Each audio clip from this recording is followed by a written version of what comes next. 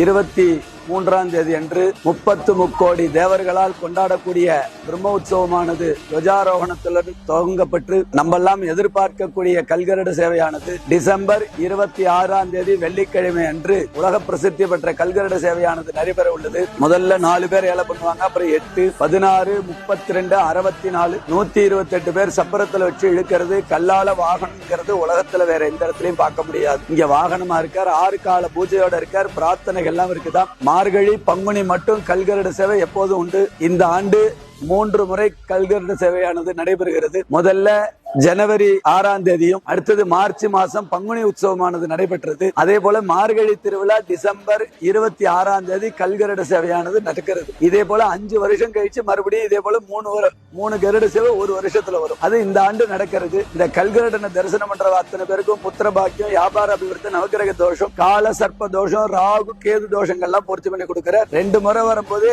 நிறைய பேருக்கு அனுகிரகம் பண்றார். 3 முறைங்கும் போது எத்தனை பேருக்கு அனுகிரகம் பண்ணுவாருங்கிறத பார்க்கலாம். அதனாலதான் இந்த கருட சேவை ரொம்ப சிறப்பு வாய்ந்த கருட சேவை. பக்தர்கள் எல்லாம் வந்து சேவித்து கல்கருட பகவானையும் ஸ்ரீனிவாச பெருமாளுடைய பேர் அருளை பெறுமாறு கேட்டுக்கொள்கின்றோம். தத்புருஷாய வித்மஹே ஸ்வர்ணபக்ஷாய தீமஹி தன்னோ கருட பிரஜோதயாது.